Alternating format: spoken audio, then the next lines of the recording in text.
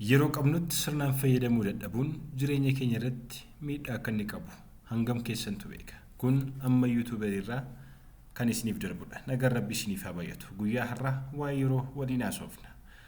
Meeqan keessantu waa'ee yeroo beeka? Yeroon maali? Jireenya keenya wajjinis hariiroo akkamii qaba?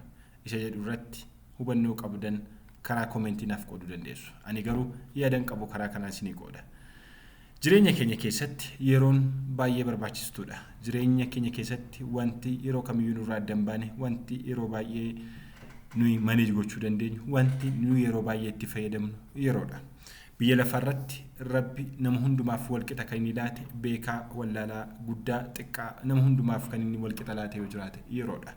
Rabbi uumaan gaafa kana nuuf laatu namni hundumtuu osoo waliin caaliin guyyaa sa'a 12 itti fayyadamaa, galgala sa'a 12 itti fayyadamaa, jireenya isaa kan jijjiiruudhaaf dafqa keessan nyaadhaa kan inni jedhes yeroo itti fayyadamneetu.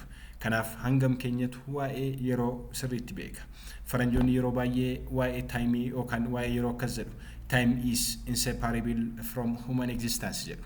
Kana jechuun jireenya keenya irraa yeroo kamiyyuu kan adda hin baane, yeroo nu rafnu kan kaawunti godhu, yeroo nu deemnu kaawunti kan godhu, yeroo nu nyaannu kan kaawunti godhu, yeroo nu qoosnu kan kaawunti godhu, yeroo nu hojjennu kan kaawunti godhu yeroodha.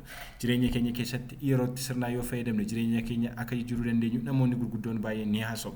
Anaaf isa guddaa gidduu garaagarummaan jiru yoo jiraate garaagarummaa yeroo keenyatti sirnaan fayyadamuuf dadhabuu fi itti fayyadamuudha. Har'a namoota baay'ee gaafa laaltan sababoota adda addaa dhiyeessu. Yeroo isaaniitti osoo hin fayyadamiin ani sababa akkasiif akkasan ta'e, sababa ekeleen gargaarreef akkasan ta'e, sababa maatii akkasiirraan dhadheef akkasan ta'e, sababa biyya akkasitti dhadheef akkas ta'e, sababa mana barumsaa akkasitti hin baranneef akkas ta'e jedhanii sababa adda addaa dhiyeessu. Garuu miti obboleessoo waa tokko sittan hima garaagarummaa siif isa sana gidduu kan jiru kan fide taayimii itti fayyadamuu dadhabuudha. Har'a mana barumsaatti baratte keessaa hayyuu baay'een, dooktarri baay'een, piroofeesarri baay'een, dureessi baay'een kan ofirra darbee naannoo isaa saba isaa biyya isaa gargaaraa jiru danuutu jira. Biyyuma ati dhalatte keessatti dhalatee naannoo ati guddatte keessatti guddatee iddoo gurguddaa kan jiru baay'eetu jira.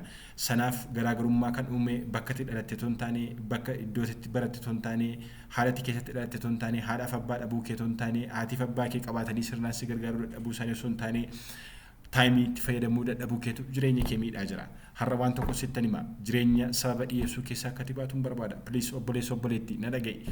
Har'a dhaamsa guddaan si dhaama. Sababii isaas maalii fi yeroo baay'ee kanan argu, kanan xiinxalu, kanan yaadu namoonni baay'een sababa dhiyeessuu irratti yeroo isaanii fixu.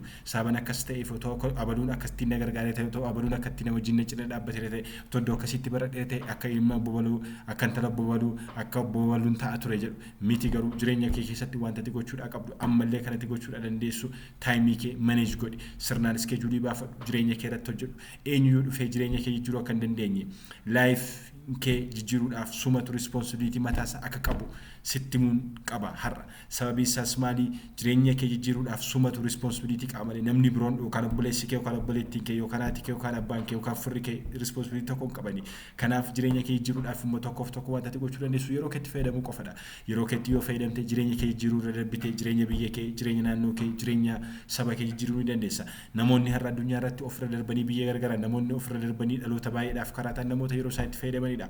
Miraakiliin addaan jiru, raajiin addaan jiru ofirratti hojjettee yeroo keetti fayyadamuu qofadha. Obboleessa obboleettii dhaamsa guddaan siif dhaamu keessa use your time effectively and efficiently.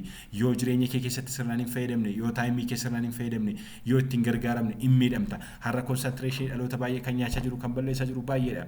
Akkuma isin beektan sooshaal miidiyaan bifoota adda addaatiin biyya lafaa kana keessatti babal'atee dhaloota baay'ee nyaachaa jira. Anis faallaa teekinooloojii miti, ogeessa teekinooloojii keessaa isa tokkodha. Haa ta'uuti malee akkaataa teekinooloojii kanatti fayyadamtu hin beektu taanaan indiles pilaatfoormoonni kun jireenya kee balleessu. Har'a dhaloonni baay'een tiiktook irra oolu, dhaloonni baay'een feesbuuk irra oolu.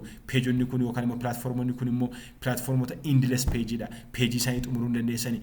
Ganamaa kaatanii hanga galgalaatti guyyaa guutuu yoo ilaalaa ooltan feesbuukii scroll gootanii fixuu hin dandeessani. Akkuma kana tiiktookii scroll gootan fixuu hin dandeessani. Waan isin barbaachisu qofa irraa fudhattanii, waan ilaaluu qabdan qofa ilaaltanii, barumsa irraa argachuu qabdan qofa argattanii yoo irraa adda hin baane jireenya keessanii irratti miidhaa guddaa gaggeessu.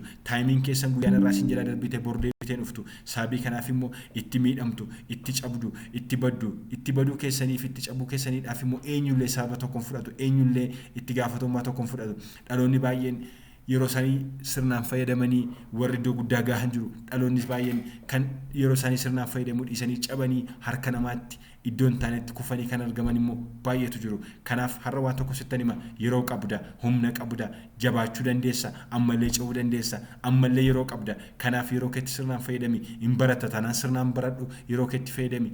Hin qotta tanaan sirnaan qoti, waqtii eegii qoti, waqtii eegii sassaabadhu, waqtii eegiitii gurgurii, sirnaan hojjedhu, hin jijjiiramta, hin daldalta tanaan sirnaan hojjedhu, hin guddatta, hin jijjiirta, dhaloota jijjiirta, biyyaaf bu'aa taata. Kanaaf waan tokko sittan hima obboleessa obboleetti use your time again effectively and efficiently. Yoo akkas taate iddoo guddaa geessaa nama guddaa taata. Kun shakkiin qabu. Yeroo gaarii isiniif haa ta'u. Warri YouTube kanaatiif haaraa taatan please subscribe godhaa na gargaara. Afaan keessaniin beekumsa kana qooddadhaa isiniin jedha. Yeroo gaarii isiniif haa ta'u.